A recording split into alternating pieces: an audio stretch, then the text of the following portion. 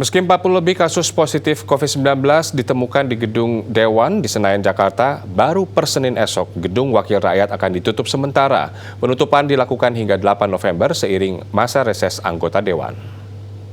Kalau demikian maka kami fraksi Demokrat 40 dari pegawai DPR RI yang terkonfirmasi positif COVID-19 yang terdiri dari 18 orang anggota Dewan serta 22 orang tenaga ahli, staf ahli, serta bagian kebersihan. Data ini adalah jumlah minimal karena masih ada pasien positif yang tidak bersedia di data. Awalnya, Sekretariat Jenderal DPR sempat menyatakan belum akan menutup kantor karena masih ada rapat kerja yang harus digelar.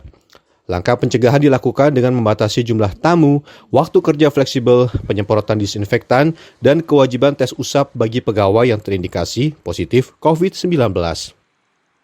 Ada mekanisme persidangan yang harus segera diputuskan. Siklus anggaran itu yang dipercepat juga. Itu bagian dari untuk memutuskan fungsi anggaran di DPR. Jadi nggak bisa kalau karena pertimbangan tertentu kemudian kantor harus dikosongkan gitu. Pemprov DKI Jakarta pun menyerahkan kepada Sekretariat Jenderal DPR soal menutup sebagian gedung Dewan. Meski sesuai Pergub nomor 88 tahun 2020, kegiatan perkantoran harus dihentikan selama minimal 3 hari jika di tempat itu terdapat kasus positif COVID-19.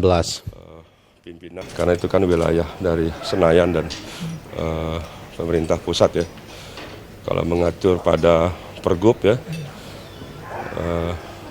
yang ada memang apabila ada terpapar maka gedung itu harus ditutup sementara 3 hari. Namun belakangan Sekjen DPR RI Indra Iskandar menyebut gedung DPR akan ditutup sementara mulai Senin 12 Oktober hingga 8 November 2020 mendatang. Lockdown hanya dilakukan terbatas di Gedung Nusantara 1, tempat kerja anggota Dewan. Sementara zonasi lainnya di lingkungan parlemen masih akan dibuka dengan protokol kesehatan ketat. Pengurusan persiapan administrasi kunjungan kerja perorangan minggu depan sudah tidak ada lagi. Kami akan lockdown di Nusantara 1. Jadi akan kami tutup sampai dengan 8 November. Hingga pagi tadi aktivitas sejumlah staf dan petugas di lingkungan gedung DPR RI masih berlangsung seperti biasa, meski agak sepi saat mulai memasuki masa reses.